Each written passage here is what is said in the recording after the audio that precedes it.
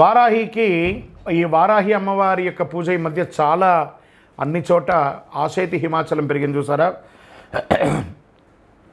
16 శుక్రవారాలు చేస్తున్నారు. ఆ దీపాన్ని ఎలా పెట్టచ్చు అంటే ఆ దీపంలోనే అమ్మవారిని ఆవాహనం చేయవచ్చు. ఫోటో ముందు కానీ విగ్రహం ముందు కానీ ఈ కంద దీపాన్ని పెట్టవచ్చు. కందగడ్డను శుభ్రంగా కడిగి పసుపు కుంకుమతో అలంకారం చేయాలి. కొంచెం కోసిన చోట కొంచెం దీపం వచ్చేలా కొంచెం గుంత తీసుకొని అందులో నెయ్యి పోసి దీపం పెట్టాలి. కంద దీపం పెట్టిన సమయంలో మామూలు దీపం కాకుండా రెగ్యులర్ దీపం కూడా ఒకటి పెట్టాలి. కంద దీపంతో పాటు నార్మల్ దీపం కూడా ఒకటి పెట్టాలి. అమ్మవారికి ధూపదీప నైవేద్యం సమర్పించాలి. అష్టోత్తరం కానీ సహస్రనామంతో కానీ మూలమంత్ర జపంతో కానీ పూజించుకోవాలి. కంద దీపం పెట్టిన రోజు దుంపలు, తేనె, లడ్డూలు ఇలాంటివి నివేదన చేయవచ్చు. కంద దీపం మరుసటి రోజున అదే కందను ప్రసాదంగాను వంట చేసుకొని తినవచ్చు. కంద తినని వారు గోవుకి తినిపించవచ్చు. ఇలా ప్రతి శుక్రవారం రాత్రి చేస్తే మీకు ఉన్న ఆటంకాలన్నీ తొలగిపోయి ఐశ్వర్యం సంకల్పిస్తుంది. ముఖ్యంగా గొడవలు, నిందలు ఇవన్నీ తొలగిపోతాయి. వివాహం కాని వారికి వివాహం త్వరగా అయ్యే అవకాశాలు ఉన్నాయి. ఇల్లు కొనుక్కోవాలన్న వారికి, భూమి కొనుక్కోవాలన్న వారికి వారాహి కదా అమ్మవారు, ఆ వారాహి అమ్మవారిని ప్రార్థన చేయడం చాలా అద్భుతం కలుగుతుంది. రాత్రిపూట సమయం వరకు ఉపవాసం అవసరం లేదండి. కొంతమంది ఉండాలనుకుంటే ఉండొచ్చు, లేని పక్షంలో దీనికి ఉపవాసం ఉండలేదు. ఆ ఒక్కరోజు మాత్రం మధుమాంసాలు తినకుండా దూరంగా ఉంటే మంచిది. సాయంత్రం పూజ మొదలుపెట్టే సమయానికి మళ్ళీ చక్కగా పళ్ళు దొమ్ముకొని దంత సేవనంతా చేసుకొని తలస్నానం చేసి పెట్టుకుంటే చాలా మంచిది. మన శరీరంలో దుర్గంధం రాకూడదు. ఈ దీపం వెలిగించేటప్పుడు చినిగిన బట్టలు ధరించకూడదు. అసహనం ఏదైనా కూర్చోలేని ఇబ్బంది కలిగే అసహనంగా కూర్చోకూడదు. మంచి ఆసనం వేసుకొని కూర్చోవాలి.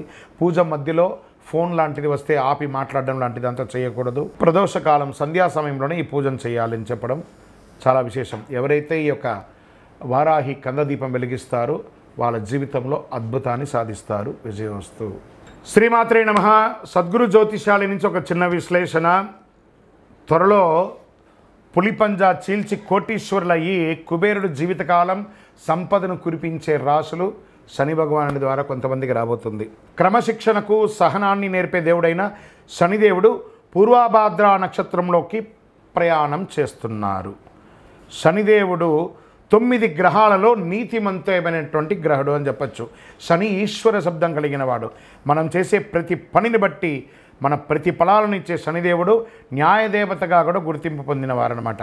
అటువంటి శనిదేవుడు ఒక రాశి నుంచి మరొక రాశిలో మాత్రమే కాదు, ఒక నక్షత్రం నుంచి మరొక నక్షత్రంలో కూడా సంచారం చేస్తున్నారు.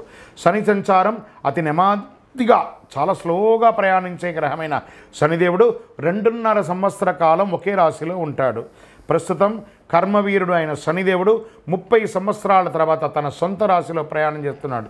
2020 అయినటువంటి తన స్థానాన్ని మార్చుకుంటూ గజకేసరి యోగంతో 2025లో కొన్ని రాశాలకి కుంభస్థలాన్ని బద్దలు కొట్టి ఇస్తున్నారన్నమాట. కొన్ని రాశుల వారికి పూర్వభాద్రలో శని సంచారం ఇక అద్భుతాన్ని ఇవ్వబోతున్నారు.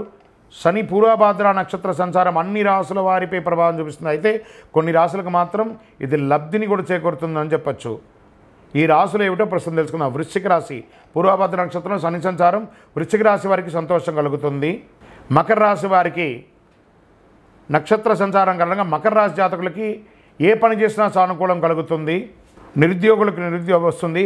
వృషభ రాశి వారికి శని నక్షత్ర సంచారం అనేక యోగాలను తీసుకురాబోతుంది.